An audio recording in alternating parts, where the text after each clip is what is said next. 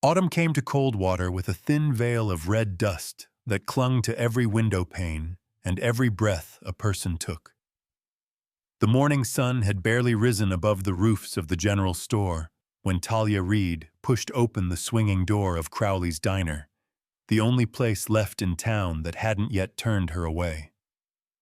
She was 31, slender from years of work that never paid enough, her dress faded from too many washes, her hands roughened by the road. Her exhaustion didn't show in her posture. She forced her back straight, but it lived in her eyes. Crowley's smelled of bacon grease, burned coffee, sweat, and old tobacco. It wasn't the kind of place anyone lingered by choice, but it was a roof, a wage, a chance. Talia had knocked on every door from the freight depot to the sewing parlor. No one needed a black woman except the one man desperate enough for help to overlook the whispering that followed her everywhere. She tied the apron around her waist and stepped into the chatter. The first snicker came before she reached the counter. "Didn't know they were hiring curses in dresses," someone muttered. Another voice chimed in. "Coldwater must be down bad if this is what passes for help." Talia kept her gaze lowered. You learn to survive that way, by shrinking just enough not to provoke, but not so much that you disappear. She lifted a tray of steaming coffee and walked toward a table where 3 cowboys lounged with the loose-boned arrogance of men who had never been told no. Luke Bragg, face red from whatever he'd drowned in last night, watched her approach with a smirk crawling across his mouth. Just as she passed, he slid his boot out from under the table. Talia never saw it. Her foot caught the leather, her balance snapped, and the tray tipped. A hiss of scalding coffee splashed across her front, soaking her apron, burning through cloth to skin. Cups shattered on the floor like brittle bones. For one suspended heartbeat, the room went silent. Then laughter exploded. Howling, pointing. The kind of laughter that wasn't amusement, but cruelty sharpened into a weapon. A woman pulled her son closer, whispering, "Don't look, bad luck clings." Luke Bragg slapped the table. "Told y'all, that skin's a magnet for trouble." Heat and shame rushed up Talia's neck until her vision blurred. She knelt, gathering glass with trembling fingers, while the burn on her chest pulsed raw beneath the fabric. She could withstand pain. She'd had a lifetime of practice. But the eyes on her back, that was a wound that never stopped bleeding. And then, a chair scraped the floor. Not loudly, not violently. Just a single wooden leg dragging across old boards. Yet the sound sliced straight through the laughter. Grant McCoy rose from the corner table. The diner fell quiet the way small towns do when power stands up. Grant wasn't the sheriff, but his ranch was the spine of Coldwater's economy. Folks respected him in that wary, complicated way men fear what they cannot control. People whispered he was cold, lonely, and worst of all, cursed Barren. A real man, they said, leaves heirs behind. Grant McCoy had none. He didn't glance at the gawkers. His boots thudded slow, steady, as he crossed the room toward the woman kneeling on the ground. "Talia," he said, his voice low and warm as dusk. She looked up in surprise. He had never spoken to her before. Grant crouched, offering his hand, not hovering above her, not flinching from touching her skin, simply offering, direct, unhesitating. "Let me help you." Her fingers brushed his. A small contact, nothing more than a breath of a moment, but her pulse stuttered as though a spark had leapt between their hands. He pulled her gently to her feet. The diner watched in utter stillness. Grant reached into his coat, withdrew a spotless white handkerchief, and placed it in her palm. Then he straightened, turning toward Luke Bragg and the others. "The only men who mock a woman," Grant said evenly, "are the ones who've never learned what strength looks like." Silence. Thick, heavy, Luke's smirk faltered. Grant didn't raise his voice. He didn't need to. Authority lived in the calm of his tone, in the steadiness of his posture. The room shifted, embarrassment blooming where ridicule had been. He turned back to Talia as if she were the only person present. "Come," he murmured. He guided her toward the doorway, his hand resting lightly at her elbow, not claiming, not pitying, just steadying. Outside the diner's threshold, the air felt different, cooler, less suffocating. Talia clutched the handkerchief in both hands, breath unsteady. For the first time in years, someone had stepped between her and the world, not because she was weak, but because she deserved better. She looked up. Grant met her gaze fully. No pity, no curiosity, just a quiet recognition. A beginning. Though neither of them knew it yet, that single moment, his fingers brushing hers, the warmth of his voice cutting through the cruelty, was the first thread of a story neither cold water nor destiny could stop. The lunch crowd trickled out of Crowley's diner, the way dust slips off a wagon wheel, slowly, reluctantly, leaving only the smell of bacon fat and old coffee behind. By the time the afternoon sun leaned through the grimy windows, the place had settled into a dull, echoing quiet. Talia stayed on her knees long after the noise faded. She gathered the shards of the broken cups, fingers sore, the burn on her chest pulsing beneath the damp fabric of her dress. Her hands shook not from pain, but from the humiliation that still clung like smoke in her throat. She was sweeping the last bits of porcelain when Boots approached, not hurried, not soft, but deliberate. Talia tensed. Grant McCoy stopped beside her, his shadow stretching long across the floorboards. He didn't crouch this time. He simply rested one hand on the back of the chair next to her, as if giving her space to choose whether to acknowledge him or not. When she finally rose to her feet, wiping her palms against the apron, he studied her with a quiet seriousness that unsettled her more than the mockery had. "I wanted to ask you something," he said. Her pulse leapt. "Sir, I'm working. Mr. Crowley won't like... This won't take long." His voice softened. "Talia, have you ever been invited to a meal with respect?" The question struck her like a gust of cold wind. She blinked, unsure she'd heard correctly. Respect was a word that rarely brushed against her life. She shook her head without meaning to. Grant nodded once, as if confirming something he already suspected. "Then allow me to change that. Share dinner with me this evening." "Dinner?" she echoed, breath catching. "Yes." No hesitation. No awkwardness. Just a simple truth spoken plainly. Talia felt her cheeks warm. She searched his expression for mockery, for pity, anything that might explain the absurdity of a wealthy rancher inviting a black waitress to dine with him. She found none.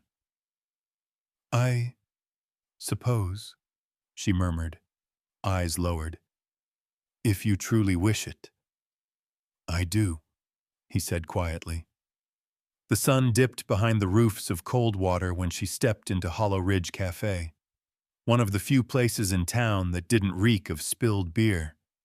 Her dress had dried but still held faint stains from the morning. She smoothed her hair anyway, willing herself not to turn back. Grant was already there.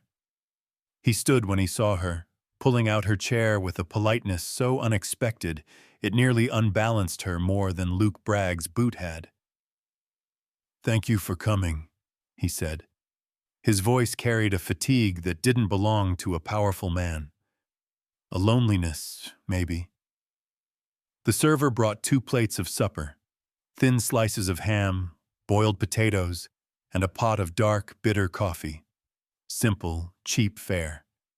Still, Grant waited for her to take the first bite before lifting his fork. The silence between them wasn't heavy. It was attentive. His gaze lingered on her hands when she reached for her cup. His breath hitched almost imperceptibly when her fingers brushed the edge of the table near his.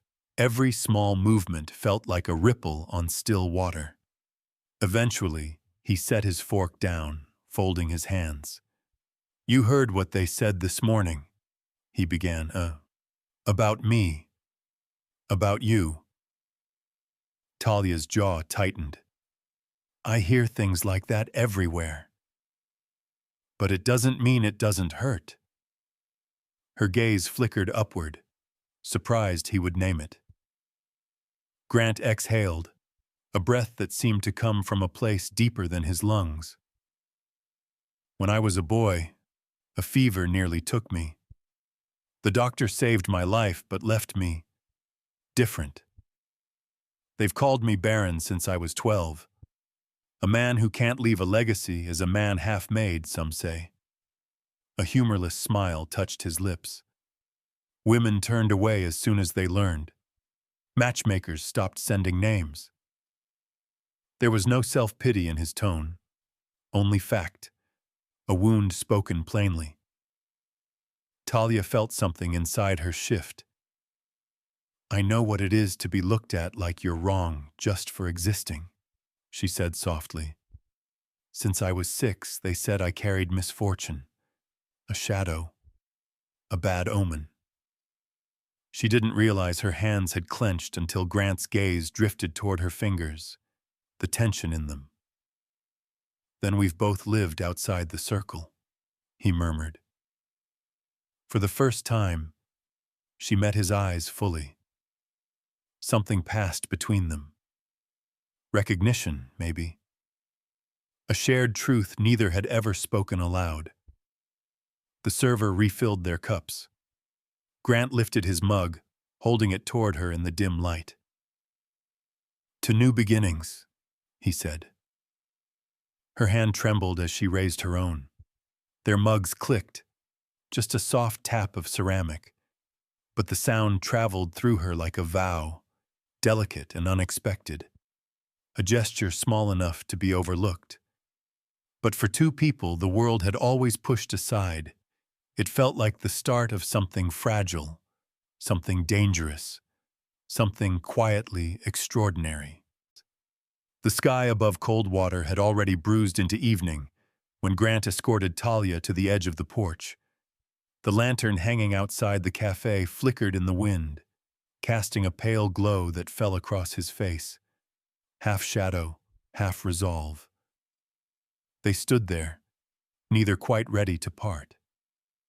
Talia clasped her hands, unsure what to make of the strange warmth that had woven itself between them over supper.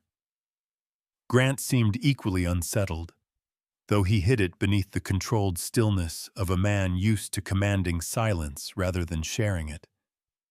Finally, he spoke. "There's something I didn't mention earlier." His voice held a weight she hadn't heard before. She lifted her gaze. "I live alone," he said. Too alone, some might argue. His jaw flexed, as if choosing each word mattered. "My home, it needs order. It needs care. But more than that, it needs a presence." His eyes held hers. "It needs someone who can breathe life into it again." Talia felt her chest tighten. "Mr. McCoy." "Grant," he corrected gently. She swallowed. "Grant, people will talk. People always talk. He stepped closer, his expression steady, unwavering.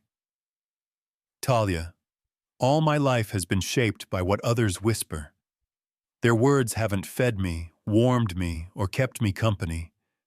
I don't intend to live by them anymore. The breeze stirred the loose strands of her hair, brushing them across her cheek. He didn't touch them, but she felt the pull of the moment all the same. I want you at the ranch, he said quietly. As housekeeper. Yes. But also, his breath caught on something he could barely name. As company. As someone whose presence I find grounding. Talia's fingers curled into the fabric of her skirt. The thought of stepping onto a ranch owned by a man like him, a man with power, standing, wealth, while she was a black woman with no kin, no protection. It wasn't just risky. It was an invitation for cold water to rip her apart. I don't know if it's safe, she admitted, voice trembling. Not for me. Not for you. Grant's eyes softened, the warmth she had glimpsed earlier blooming again. If danger comes from their tongues, let it. What they say cannot take anything from me that hasn't already been taken. A pause, then the words that sealed everything. I've lived under their judgment my entire life. I don't intend to continue. The certainty in his tone slid beneath her ribs, into a place long hollowed out by fear. For the first time in years, someone wasn't asking her to shrink. Someone wasn't asking her to disappear. He was asking her to step beside him. She nodded. A small gesture, almost imperceptible in the dusk. But Grant inhaled sharply, as though he'd been holding his breath. Then let's go home, he murmured. McCoy Ranch sat on a ridge overlooking rolling fields of golden grass, the house silhouetted against the pale dawn when they arrived. It was large, larger than anything Talia had ever stepped inside, yet lifeless in a way that startled her, as if walls could feel lonely. Grant walked her through the rooms, the long hallway, the parlor with dust-covered shelves, the kitchen where pots hung unused. You'll have freedom here, he said. Work at your pace. Make the place your own if you choose. Talia touched the edge of a wooden counter. Cold. Smooth. Empty. I'll start with the kitchen, she said softly. A home should smell like something warm. Grant watched her closely. Not with ownership, nor command, but with a strange, quiet awe. Then let the first scent be one you choose. By afternoon, Talia had already wiped down the long table, swept the floors, and hung fresh linens near the window. She moved through the house with a purpose she hadn't felt since childhood, when she believed she might someday belong somewhere. Grant passed by the kitchen doorway once, then again, then a third time, as though he had reasons to go elsewhere but kept forgetting them. The fourth time he entered, she was stirring honey into a cup of hot tea. You work fast, he said. I work best when I'm needed, she replied without looking up. She handed him the cup. His fingers brushed hers, a soft, accidental collision. The contact lasted only a second, barely the length of a breath, yet the air between them tightened, warm and charged, as if something unseen had stepped into the room. Grant didn't pull away immediately. Neither did she. When he finally wrapped his hands around the cup, his voice was a shade lower. Thank you, Talia. She turned back to the stove, pretending to busy herself, though her heartbeat wouldn't settle. Somewhere deep in the wide, empty house, a door creaked, the sound of a place long silent beginning to stir.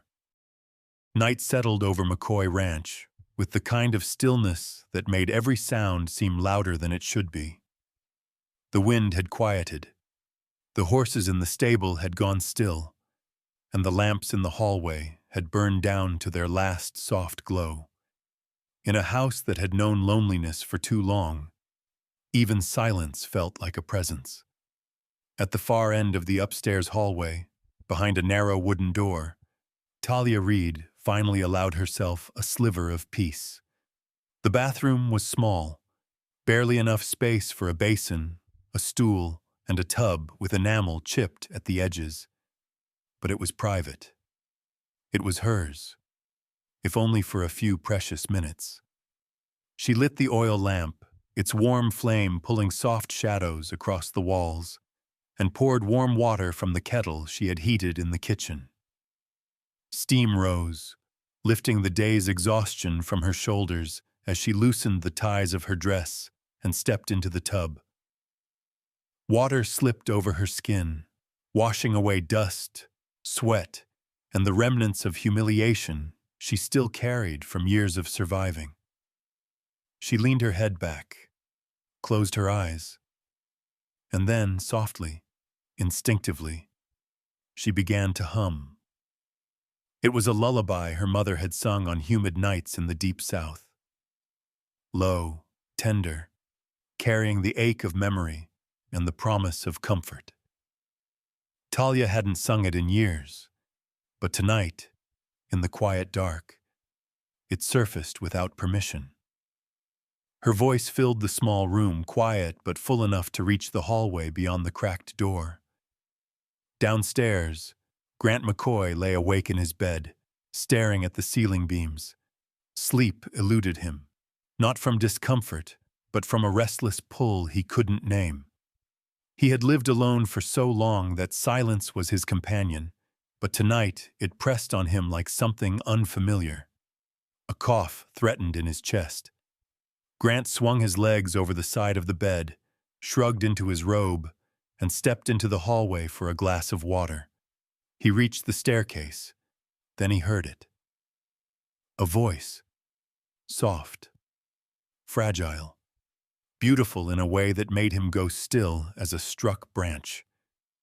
He followed the sound without thinking, drawn down the hall like a man stepping toward a memory he had never lived. It grew clearer as he approached the last door, the small bathroom Talia used. The faint glow of the lamp spilled through a narrow gap where the door didn't quite latch. Grant froze. The singing wrapped around him, a warmth he hadn't felt since childhood prayers whispered by his mother before she succumbed to the fever that stole half his world. Something inside him tightened. He shouldn't look. He knew that. But the voice, her voice, held him. His eyes shifted just once to the thin opening, and there she was. Her silhouette blurred by lamplight, shoulders bare above the water, her head tilted slightly as the melody rose from her chest. The glow curved around the slope of her neck, the gentle line of her collarbone, the quiet strength she carried even in stillness. Talia turned. For one suspended instant, their eyes met, hers wide with shock, his widening with realization. The singing stopped. The air in the hall changed, tensed, thickened. Talia's hands flew to the washcloth at her chest, pulling it close, breath trembling. A flush rose to her cheeks, not fear but something more complicated, tangled with modesty and the memory of the way he'd lifted her from the diner floor. Grant's own breath caught.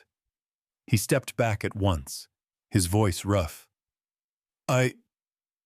Talia, forgive me, I didn't mean to. I heard your voice, I didn't. He couldn't finish.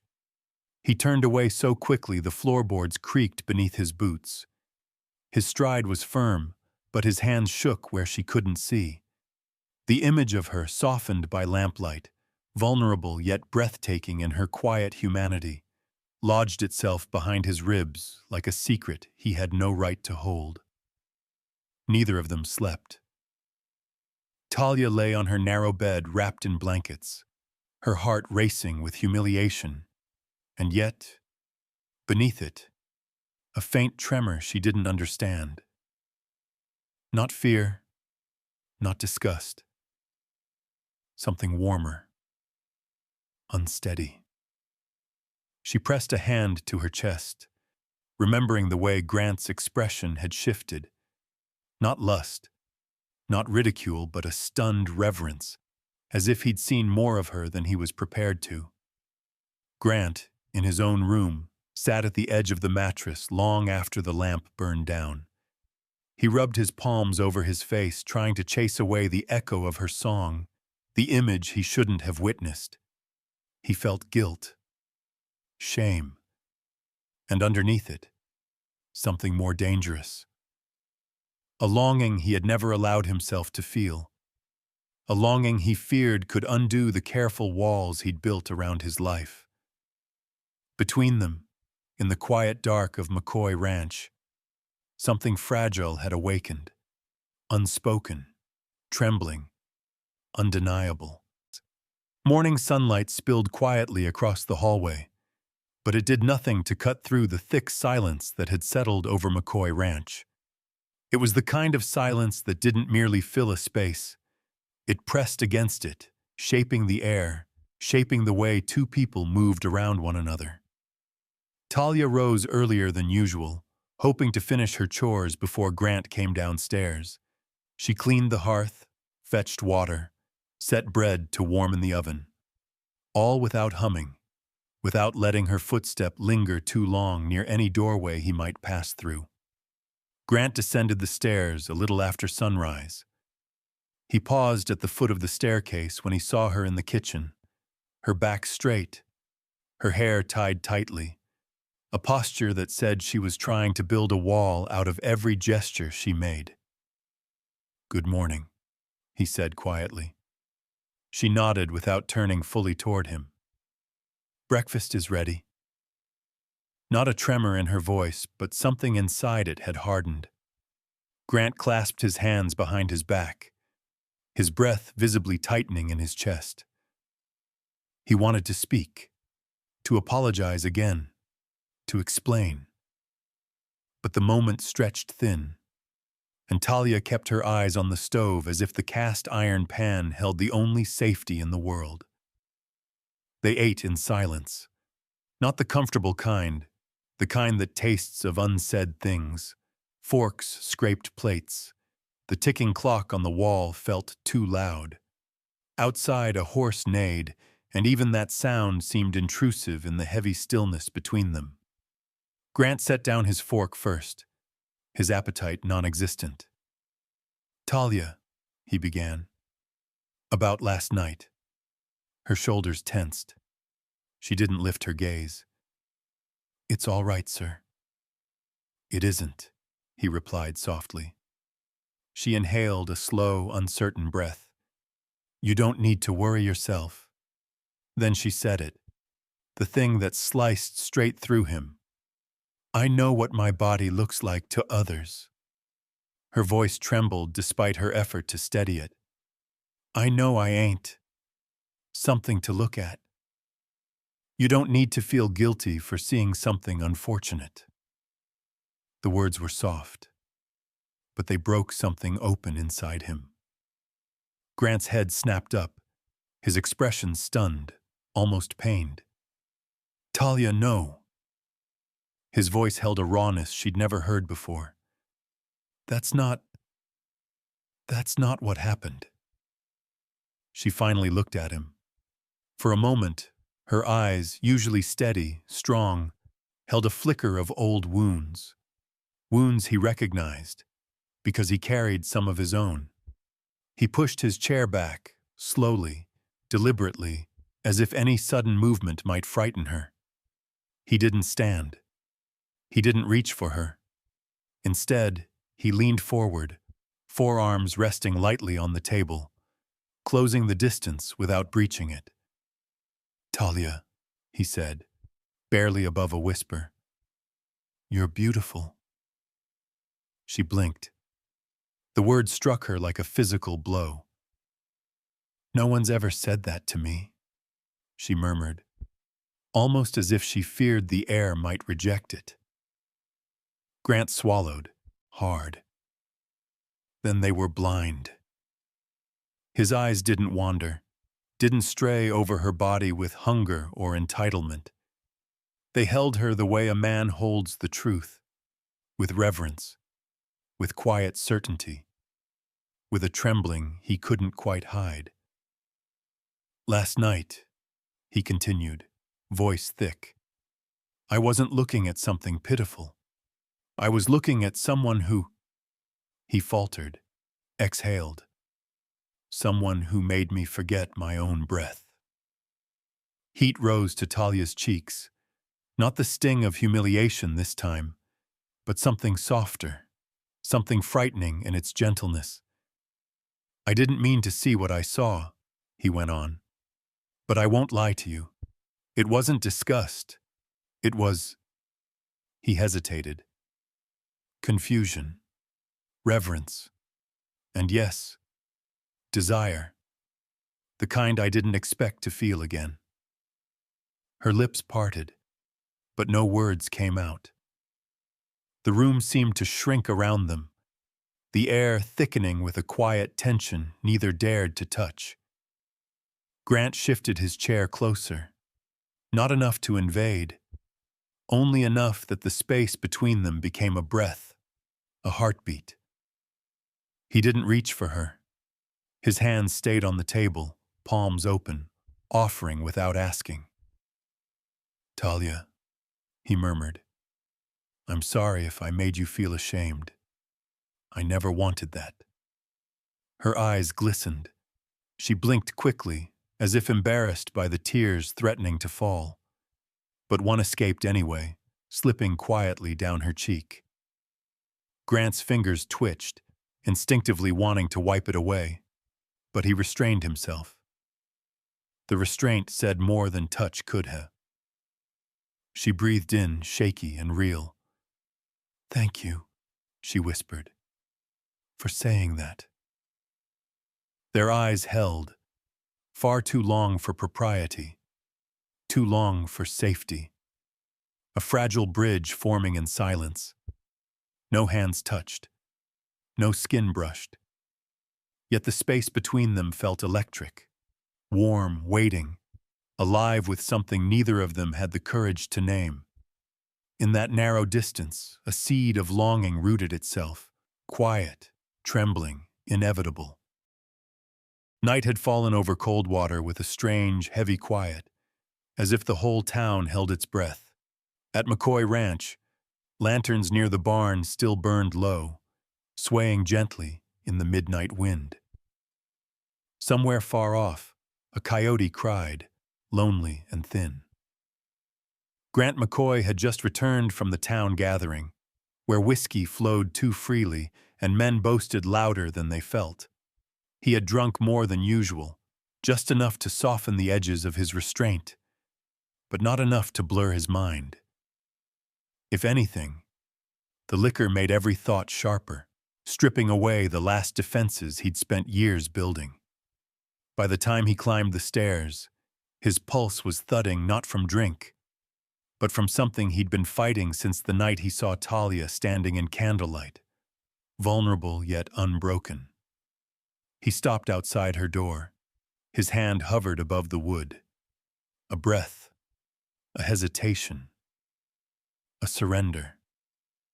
Then, quietly, he pushed the door open. Lantern light glowed softly inside. Talia stood near her small dresser, hair still damp from washing, curls loose around her shoulders. She wore a simple shift, nothing meant to entice, nothing meant to tempt, yet something about her presence struck him deeper than any finery ever could. She startled when she saw him. "Mr. McCoy?" Her voice trembled, not from fear, but from the shock of seeing him stand there, soul bared in his eyes. He stepped in, closing the door with a soft thud behind him. "Talia," he said, and her name in his voice sounded like someone calling for air after nearly drowning. She took a half step back, not because she wanted to run, because she didn't trust her knees to hold her. "Sir," she whispered, "you shouldn't be here." "I know." He moved closer, slowly, like a man afraid he might break something precious. "I know what this looks like," he continued. "But I'm not here because of drink. I'm not here to take advantage." His breath hitched. "I'm here because I can't keep pretending that my life ended years ago. I want to know if it can begin again." Those words, simple, trembling, hit Talia harder than any touch could. They pierced through all her defenses, all the lies she'd been told about her worth. Her lips parted, but nothing came out. Grant raised a hand, but stopped inches from her cheek, giving her the chance to turn away. She didn't. So he touched her. A feather-light touch, reverent, as though he feared she might disappear under his fingers. "Talia," he murmured, voice breaking. "May I?" Only then did she breathe out the smallest, quietest yes. Their first kiss wasn't perfect. It wasn't polished or practiced. It was hesitant. Two people afraid of being unwanted. It was trembling. Two souls remembering hunger after years of famine. It was gentle, almost too gentle, as if both feared the other might crumble from a rough hand. Grant cupped her face with both hands, his forehead touching hers, their breaths mingling. She clutched his shirt, not pulling him closer, but anchoring herself because her legs felt as though they'd vanished. When he kissed her again, it was deeper, steadier. A man tasting hope for the first time. He lifted her as if she weighed nothing, not out of dominance but out of devotion. His hands careful, protective. She wrapped her arms around his shoulders, a soft gasp escaping her as their bodies met, warm and real. There was no rush, no violence, no demand. Only discovery, slow, reverent, vulnerable. Years of loneliness melted into the heat of shared breath. Years of being unseen dissolved beneath the tenderness in his hands. Years of being rejected, labeled, dismissed, undone by the way he whispered her name like a prayer. When the lantern finally dimmed, they lay in the quiet aftermath, her breath against his chest, his arm wrapped around her back, holding her as if letting go might undo the entire world. Grant pressed his lips to her temple, voice low and rough with emotion. "If this is a mistake," he whispered, "then it's the only one I will never regret." Talia closed her eyes, not answering in words. Her fingers tightened over his chest, holding him closer. Two abandoned souls, finally finding a place to rest. And in the stillness of that night, McCoy Ranch, long silent, long haunted by emptiness, felt alive for the first time in years. Rumors didn't need feet in cold water. They moved like dust in the wind, slipping beneath doors, curling around porch railings, and settling into every corner of town. It took less than 3 days for every soul from the church steps to the saloon doorway to hear the same poisoned tale. Talia Reed had slept her way into McCoy Ranch, a desperate woman climbing into the bed of a lonely, aging rancher, a schemer after land, wealth, a name she did not deserve. By the time Talia stepped into the crowded marketplace that week, whispers rose around her like a storm cloud. She fooled him. Mark my words. Women like her always find a way up. She'll drain him dry and vanish. Look at her, pretending she's decent. She kept her eyes steady, her pace calm. She'd lived through worse. But this time the blade wasn't aimed only at her. It cut straight through the man who had stood between her and the world. And that pain was sharper than anything she'd endured before. In front of the produce stall, her hands trembled so badly she nearly dropped an apple. She forced herself onto a bench, trying to breathe through the tightness in her chest. Across the square, a few men tapped each other's shoulders, laughing under their breath. Grant McCoy finally lost his senses. She must have bewitched him. He's a fool to think she's worth anything. Their words hit her harder than the laughter in Crowley's diner ever had. It wasn't about her anymore. It was about him, his dignity, his name, his place in the valley. And she was the reason they spat on it. Her vision blurred. She lowered her head, pretending to adjust her basket. But her breath shook, once, twice, and her shoulders bowed under the weight of shame she had never asked for. Then a shadow fell across her. A warm, steady hand came to rest on her shoulder, broad, familiar, grounding her like a root in the burning wind. Talia looked up. Grant McCoy stood there. Not in anger, not in embarrassment, but with a calm, unyielding certainty that silenced half the market. "Grant," her voice cracked. He crouched down so his face aligned with hers, ignoring the crowd gathering, ignoring the stares. "Talia," he said quietly, firmly, "look at me." She lifted her gaze with effort, tears clinging to her lashes. His thumb brushed her shoulder once, a gesture meant not to claim her, but to steady her. "If anyone here thinks you're using me," he said, voice low, edged with steel, "they're wrong." He leaned closer, so only she could hear the next words. "If someone is using anyone, then I'm using you." Her breath hitched. "I'm the one who needed a home. I'm the one who needed saving. I'm the one who clung to you so I wouldn't live the rest of my life alone." A tear slipped down her cheek. She didn't look away. "You didn't climb into my life, Talia," he whispered. "I pulled you into it so I wouldn't drown." She broke then, quietly, painfully.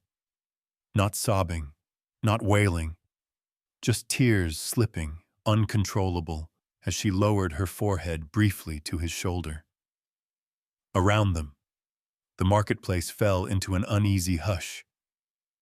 For a long moment, Grant didn't move. He simply stayed by her side, his hand warm and steady, shielding her from every gaze that dared linger. Then he stood and extended his hand. Not as a whisper, not as a secret, but publicly, boldly, as a declaration. "Talia," he said softly, "walk with me." She hesitated, glancing at the watching crowd. Their eyes were knives, their whispers thick as smoke. But his hand didn't waver.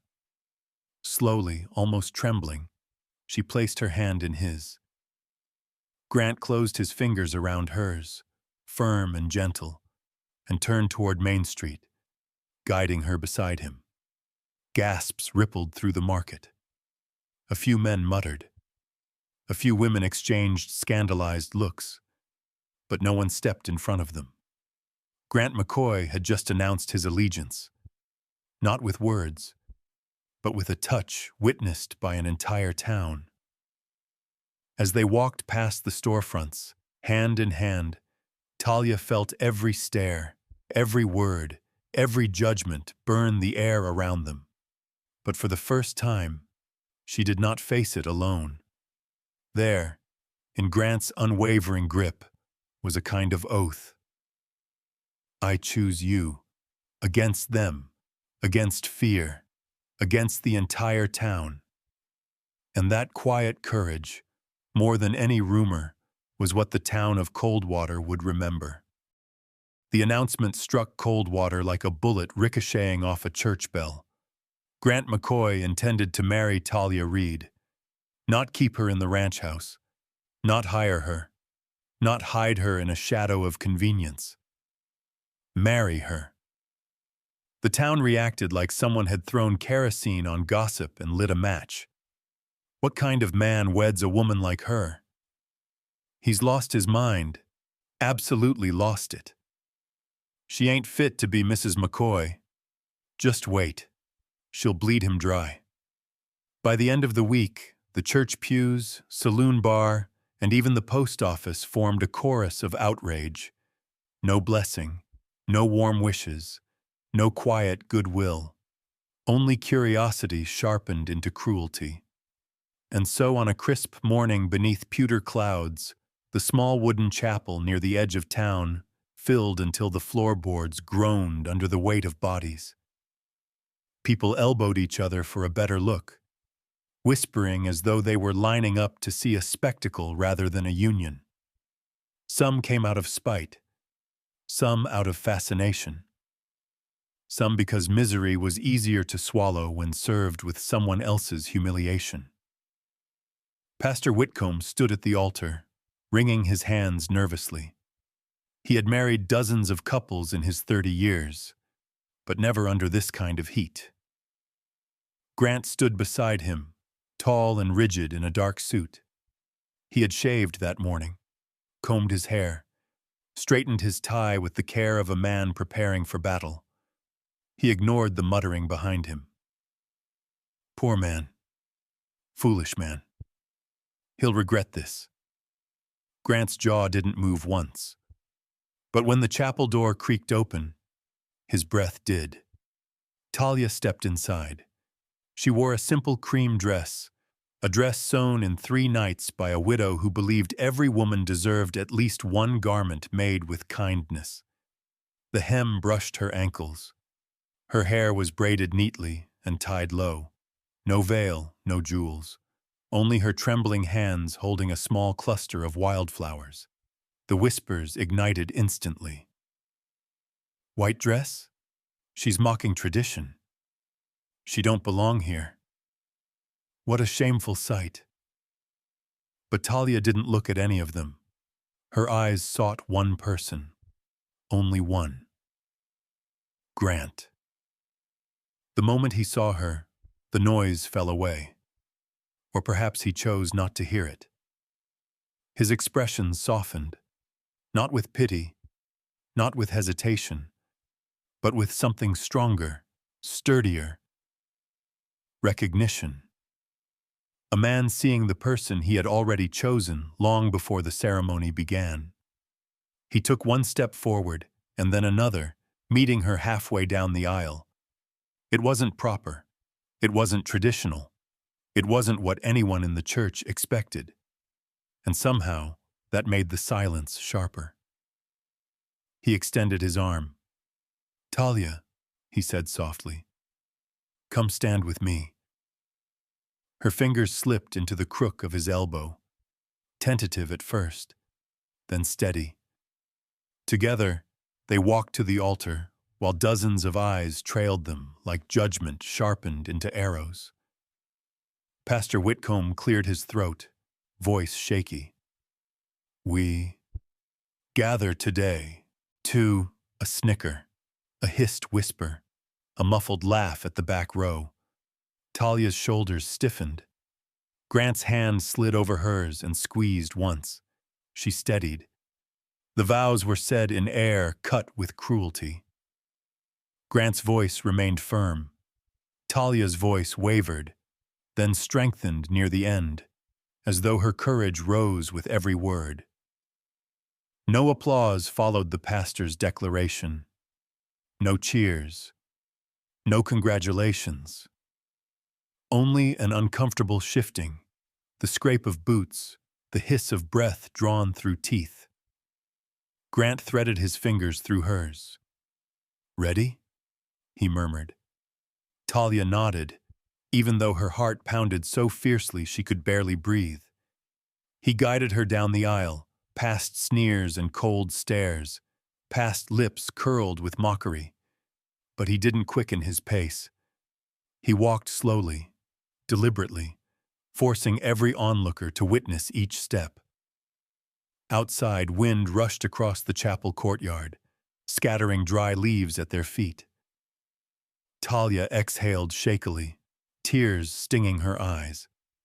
Grant turned toward her, raising their joined hands slightly. "From now on," he said quietly, but with the resolve of a man swearing loyalty before God and earth. "It's just you and me." Her throat tightened. "Just us." "Yes," he whispered. "Only us." Behind them, the chapel doors creaked shut, closing out the noise, the judgment, the malice. Before them, the long dirt road opened in quiet promise. Coldwater might sneer. Coldwater might rage. Coldwater might never bless their marriage. But neither of them walked away belonging to Coldwater anymore. They walked away belonging to each other. The kitchen became her sanctuary long before anyone in Coldwater realized what she was doing there. By day, Talia cooked simple meals and swept flour from the table. By night, when the lantern burned low and the house fell into that hollow quiet only wide plains can produce, she worked in secret. Dried roots laid out on cloth, leaves sorted into small clay bowls, ginger grated fine as dust, honey warming gently over the stove. She moved with the focus of someone who had nothing left to wager except the man she loved. Because she did love him, though she had not yet said it aloud. And because she believed, quietly, stubbornly, that Grant McCoy deserved a chance at a future no doctor had ever granted him. The rumors began almost instantly. A farmer's wife saw Talia buying too many herbs at once. A miner noticed the jars she carried. A girl from the church choir claimed she smelled something strange when Talia passed. By the end of the week, whispers slithered through town. "That woman's brewing potions. She's putting spells in his food. She's working witchcraft. What else could keep a man like him beside her?" Those words reached the ranch, of course. Coldwater was generous only with spite. But Talia did not falter. She crushed leaves with the flat of a spoon, mixed powders until the colors looked right, stirred dark medicine into warm water until the steam carried a faint sweetness instead of bitterness. Grant noticed her late-night rituals, though he didn't question them at first. He watched her hands, small, capable, steady, moving over the table with such devotion that even he, a man wounded by fate and hardened by disappointment, felt something unclench inside his chest. "What is it you're making?" he finally asked one night, voice hoarse from a day spent outside in the cold wind. She didn't meet his gaze. "Hope," she said softly, "if it's not too bold to try." He reached for the cup she slid toward him, not hesitantly, not suspiciously, but with a trust that stunned her every time. He drank it all, and so it continued. Night after night, cup after cup. At first he felt nothing, only the familiar ache in his bones, the familiar heaviness in his breath. But then, slowly, something began to shift. His hands no longer trembled when he held the reins. His steps grew firmer, his gaze clearer. His laughter, quiet and rare, appeared like an unexpected sunrise. But the greatest change came in the evenings, when the lantern light turned the house into a soft gold. He reached for her more often, held her longer, pulled her close with a kind of hunger that had nothing to do with desire alone. It was the hunger of a man rediscovering that he was still alive. Their closeness didn't explode all at once. It built, slow and warm, like embers catching wind, a hand brushing her back when she passed him, his fingers lingering when he handed her a bowl, her shoulder resting against his chest for a quiet second longer than before. But some nights, on the nights when his body felt lighter, when the medicine sent fire running through his veins, they found each other with an urgency neither could pretend away. Their kisses deepened, their breathing tangled, their bodies pressed close in a rhythm raw with longing and gentleness, both intense and tender. These were not nights of lust, they were nights of resurrection. Every touch whispered, "I'm here. You matter. We survived this long. Together we might survive longer." In those moments, the outside world vanished. There was no town, no judgment, no rumors tightening around their names like ropes. There was only him and her, two souls rebuilt from ruin, finding in each other the one place that had never rejected them. When Grant lay afterward, with his breath slowing, his arm draped over her, his heartbeat steady beneath her ear, Talia felt something bloom inside her chest, a seed of faith so fragile she didn't dare name it yet. Maybe the herbs were working. Maybe the doctors were wrong. Maybe miracles did not always arrive in blinding light. Sometimes they arrived quietly, in a warm kitchen, in a trembling hand offering a cup of medicine, in a man's renewed strength, and the way he whispered her name against the curve of her shoulder. Talia closed her eyes one night, listening to the steady rise and fall of his breath, and allowed herself one soft, dangerous thought. Maybe God hadn't forgotten them after all. Rumors like drought winds never died quietly in cold water. They gathered, they swelled, they burst. By the end of autumn, the whispers about Talia Reed had sharpened into accusations, and accusations into something uglier, more dangerous than talk ever should be. They say she brews curses in his kitchen. She's draining the life out of him. She bewitched Grant McCoy. She'll kill him if we don't stop her. Then came the final spark. A ranch hand swore he saw strange smoke rising from the chimney, medicine she'd simmered after midnight. That was enough. One cold night, just past moonrise, the people of Coldwater gathered, dozens of them. Faces flushed with drink, hearts curdled by fear disguised as righteousness. They brought torches, pitchforks, rope, the kind of tools that never meant to fix anything, only to harm. When Talia heard the roar of shouting from the bottom of the hill, she knew. A life spent reading the threat behind other people's anger had taught her exactly what that sound meant. Still, she did not hide. Her heart thudded once, hard, but her spine straightened as though lifted by invisible hands. She pushed open the heavy front door and stepped onto the porch. Wind whipped at her nightdress. The torchlight carved shadows against her skin. Her silhouette stood tall, unbowed, with all of Silverbrook Valley's fire reflected in her dark eyes. The crowd froze when they saw her, not out of respect, but out of shock that she dared present herself. Then came the shouting. "There she is! Witch! Bring her down! Grant McCoy deserves better than this!" Their voices rose like a storm circle tightening, torches blazing like the anger of 100 wounded egos. But Talia didn't flinch. If anything, the fire only made her look steadier, sharper, like someone who had weathered worse flames before. She lifted her chin. "I am not hiding," she said, her voice cutting through the noise.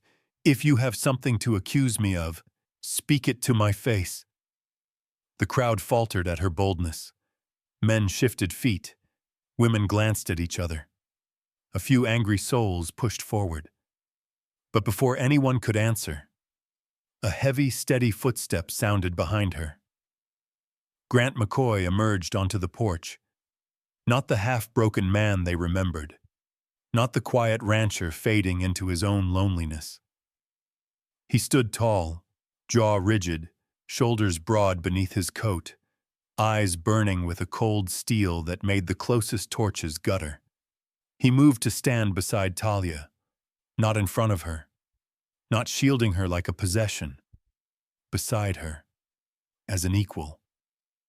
A murmur rippled through the mob. Grant's voice when he spoke was low, gravelly, but it carried like a gunshot across the field. "If I'm alive," he gestured to himself, breath strong, posture firm, "it's because of her." The crowd wavered. "She saved me," Grant continued, stepping forward, his shadow falling over the nearest men. "She nursed me. She fought for me. She gave me reason to wake up each morning." A tremor passed through the mob. Confusion, guilt, disbelief. Grant didn't pause. "And if I die someday," he said, quieter now, but with a steel that made the words unbreakable, "I would choose to die in her arms." Silence fell so hard, it might have shattered the stars overhead. The anger dissolved first, then the torches lowered. Then someone took a hesitant step back. The spell of fury broke, not by magic, but by truth spoken through a man the town once respected, a man they could not dismiss as easily as they dismissed her. Grant reached for Talia's hand. He didn't grab it. He offered it. Open, gentle, waiting. She placed her hand in his. Torches sputtered in the wind. Boots scraped the earth. One by one, the furious crowd retreated, embarrassed, unsure, chastened by something stronger than fear, by love made visible. When the last of them faded into the night, Grant turned to Talia. The porch lantern flickered, catching the shine in her eyes. "It's over," he murmured. "No," she said softly, fingers tightening around his. "It's only beginning." The flames in the valley dimmed, but the flame in their joined hands burned brighter than ever. Rumors like drought winds never died quietly in Coldwater. They gathered, they swelled, they burst. By the end of autumn, the whispers about Talia Reed had sharpened into accusations, and accusations into something uglier, more dangerous than talk ever should be. They say she brews curses in his kitchen. She's draining the life out of him. She bewitched Grant McCoy. She'll kill him if we don't stop her. Then came the final spark. A ranch hand swore he saw strange smoke rising from the chimney, medicine she'd simmered after midnight. That was enough. One cold night, just past moonrise, the people of Coldwater gathered. Dozens of them. Faces flushed with drink, hearts curdled by fear disguised as righteousness. They brought torches, pitchforks, rope, the kind of tools that never meant to fix anything, only to harm. When Talia heard the roar of shouting from the bottom of the hill, she knew. A life spent reading the threat behind other people's anger had taught her exactly what that sound meant. Still, she did not hide. Her heart thudded once, hard, but her spine straightened as though lifted by invisible hands. She pushed open the heavy front door and stepped onto the porch. Wind whipped at her nightdress. The torchlight carved shadows against her skin. Her silhouette stood tall, unbowed, with all of Silverbrook Valley's fire reflected in her dark eyes. The crowd froze when they saw her, not out of respect, but out of shock that she dared present herself. Then came the shouting. "There she is! Witch! Bring her down! Grant McCoy deserves better than this. Their voices rose like a storm circle tightening, torches blazing like the anger of 100 wounded egos. But Talia didn't flinch. If anything, the fire only made her look steadier, sharper, like someone who had weathered worse flames before. She lifted her chin. "I am not hiding," she said, her voice cutting through the noise. "If you have something to accuse me of, speak it to my face." The crowd faltered at her boldness. Men shifted feet. Women glanced at each other. A few angry souls pushed forward. But before anyone could answer, a heavy, steady footstep sounded behind her. Grant McCoy emerged onto the porch. Not the half-broken man they remembered. Not the quiet rancher fading into his own loneliness. He stood tall, jaw rigid, shoulders broad beneath his coat, eyes burning with a cold steel that made the closest torches gutter.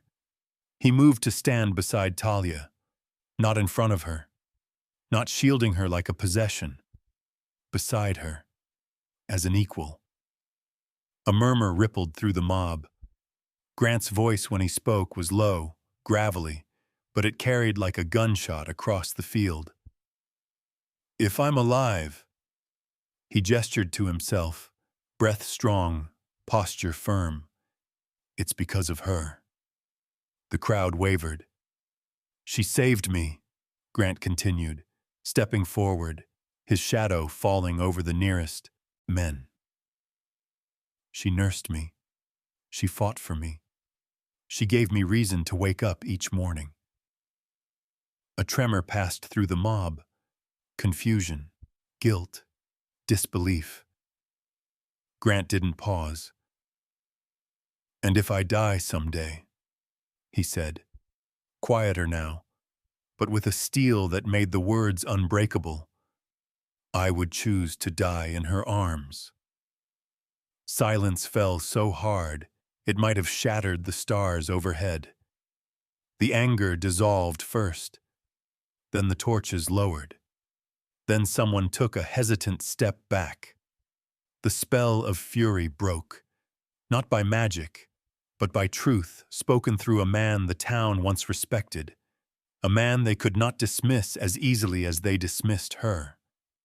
Grant reached for Talia's hand. He didn't grab it. He offered it.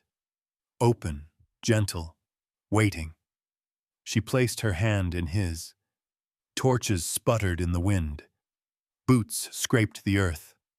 One by one, the furious crowd retreated, embarrassed, unsure, chastened by something stronger than fear, by love made visible. When the last of them faded into the night, Grant turned to Talia. The porch lantern flickered, catching the shine in her eyes. "It's over," he murmured. "No," she said softly, fingers tightening around his. "It's only beginning." The flames in the valley dimmed, but the flame in their joined hands burned brighter than ever. Spring crept over the valley with a tenderness Coldwater had nearly forgotten. Grass pushed back through the frost. The wind softened, and light returned to corners of McCoy Ranch that had long slept under dust. And it was during one of those gentle mornings, a morning of birdsong and warm sunlight on the kitchen floor, that Talia Reed realized her world had shifted. She was late, then later still. And the queasy dawns came, soft but insistent. She hid it for days, afraid to name the hope curling inside her like a fragile new leaf.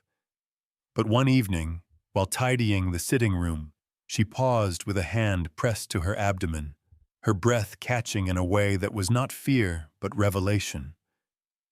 When she finally told Grant, she did so quietly, almost timidly. "Grant, I think I'm with child." The book he held slipped from his grasp and fell to the floor with a dull thud. For a moment he simply stared at her, as though she had spoken in a language he had never heard. His lips parted, shut, parted again. No sound formed. Then he moved. He dropped to his knees in front of her, hands trembling, forehead pressing against the fabric of her dress, like a man bowing to a mercy he never thought he'd know. "Talia." His voice cracked, raw. "Are you certain?" She laid her hand lightly over his hair. "Yes." Grant shuddered. A sharp, broken sound escaped him. He looked up with tears blurring his steel-gray eyes. A man undone. A man unmade and remade all in one breath. "I thought that part of my life was gone," he whispered. "Dead and buried." His palm covered her stomach gently, reverently. "And now, he gave you a child. He gave us a child." Her smile wavered with tears. "It's a miracle, Grant." He gathered her into his arms, holding her as though the world might try to steal her away. When he finally stood, his hands stayed on her waist, unwilling to break contact. That night, the McCoy house glowed differently. Like walls that had once echoed loneliness, now absorbed warmth. But outside, the town stirred with a different kind of noise. When news of the pregnancy reached Coldwater, it rippled like wildfire through dusty streets, across pews in the church, past saloon doors and shop counters. "Did you hear? She's expecting." Impossible. The man was barren. Then the doctors were wrong, or we were wrong about her. For the first time, their voices faltered, not with ridicule, but with something closer to stunned silence. The certainty they had clung to, about Talia, about Grant, about what was proper, crumbled like clay in a river. No one dared speak the old slurs aloud now, not when the truth grew so visibly inside her. As weeks passed, Talia moved slower, her hand often resting at the curve taking shape beneath her skirts. Grant became her constant shadow, fetching water, lighting the stove at dawn, lifting whatever she could not. At night he read softly from the worn leather Bible his father once held, his voice rough but steady as he spoke blessings into the quiet room. He read for her, and for the child growing beneath her heart. Some nights, when the wind rattled the windows and Talia couldn't sleep for the ache in her back, Grant would prop pillows behind her, sit on the edge of the bed, and place both hands over her stomach. "Little one," he whispered, breath trembling with reverence. "Grow strong. Grow brave. Your mother carried you through storms. Your father will carry you through the rest." Talia would watch him through the dim lamplight and wonder if there had ever been a man who deserved fatherhood more. Summer arrived with a fierce storm on its heels. Thunder rolled across the plains. Lightning split the clouds. Rain hammered the roof like fists of heaven, demanding entry. And inside McCoy Ranch, life demanded entry too. Talia gripped the sheets, breath sharp and ragged as pain racked her body. Grant held her hand, pale with fear, murmuring prayers between clenched teeth. Hours stretched like lifetimes until, at last, a thin, sharp cry pierced the room. Higher, louder, triumphant over thunder itself. A boy. Small, red-faced. Perfect. The midwife placed the newborn in Talia's exhausted arms. She sobbed softly, brushing his cheek with shaking fingers. Then Grant approached, slowly, as though approaching holy ground. "Talia, may I?" She placed the baby into his arms before he could finish. The moment the weight of his son settled against his chest, Grant McCoy broke. Tears spilled freely down his cheeks, silent, overwhelming, cleansing years of emptiness from his soul. "I'm a father," he whispered, voice splintering. "Talia, he's ours. He's ours." The baby squirmed, a tiny hand gripping the fabric of his shirt. Grant's breath hitched. He held his son closer, his tears falling onto the newborn's blanket, like raindrops from the storm outside. For the first time in his life, Grant McCoy felt whole. And for the first time in hers, Talia Reed felt the world soften beneath her feet, no longer hostile, no longer cruel. In that small, lamplit room, the miracle Coldwater doubted had arrived, fragile, warm, and alive in his father's arms. Gabriel McCoy grew up with the whole valley as his cradle. From the day he learned to walk, the wind of the plains tugged at his curls, the wide horizon called his name, and the wooden floors of McCoy Ranch echoed with a music they had never known before, his laughter. Grant was the first to teach him freedom. By the time the boy turned 3, he was perched in front of his father on the saddle, his small fists gripping the worn leather reins while Grant held him steady with strong arms and a steadier heart. They rode slowly across the fields, Gabriel squealing whenever the horse snorted or flicked its tail. "He's a brave one," Grant murmured every time, pride warming his voice in ways it never had before.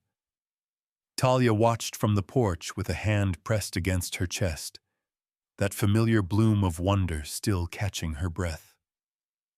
And though Gabriel inherited his father's courage, it was Talia who gifted him gentleness. She taught him the names of roots and leaves, how to brew a tea that soothed a fever, how to listen to the earth with patience instead of impatience. The boy followed her into the herb garden, toddling over uneven stones, pulling at her skirts whenever she lifted a sprig of mint or lavender for him to smell. "You'll heal people someday," she whispered into his hair. Her son beamed, as though the idea was a promise he already meant to keep. Coldwater changed slowly, like a stubborn old horse learning a new gait. People who once spat at Talia now lowered their gaze first. Women who'd whispered "witch" now came quietly to ask about teas for sleep or remedies for winter coughs. Men who mocked Grant's foolishness now nodded politely as he rode past with his son. No one apologized out loud. Pride was too heavy for that. But the shift was unmistakable. And when the McCoys walked together through town, Grant's hand resting lightly at the small of Talia's back, Gabriel perched on her hip, the street stilled just a little. Not out of hostility. Not anymore. Out of recognition. Respect, even. Because no matter what Coldwater once believed, no one could deny the truth staring them in the face. Grant McCoy had found joy again. Talia Reed had survived the gauntlet of hate and emerged unbroken. Their son was cherished beyond measure, and love, once scorned, had rooted itself so deeply that not even rumor could pull it out. One evening, long after supper dishes had been washed and Gabriel had fallen asleep clutching his stuffed cloth horse, the 3 of them stepped out onto the front porch. The sun hung low, thick and molten, casting the entire ranch in a golden hush. Grass swayed like water. The smell of warm earth rose with each breeze. The world felt slower, softer, kinder than it had any right to be. Talia rocked gently in the porch chair. Gabriel curled in her lap, his head tucked under her chin. Grant settled beside them, stretching his legs with a quiet groan, fatigue mixing with contentment. For a long moment, none of them spoke. The silence was full, not empty, woven with everything they had endured and everything they had earned. Grant reached over, resting a calloused hand lightly on his wife's shoulder. His thumb brushed the edge of her collarbone, a gesture so tender it made her breath still. "Talia," he said softly, eyes fixed on the horizon. "You are the miracle of my life." She turned to look at him, her heart tightening the same way it had the night he first held their son. "And you," she whispered, "are the proof that some things broken aren't meant to stay broken." He slid his hand down, intertwining his fingers with hers. Gabriel stirred in her lap, then nestled deeper into her embrace.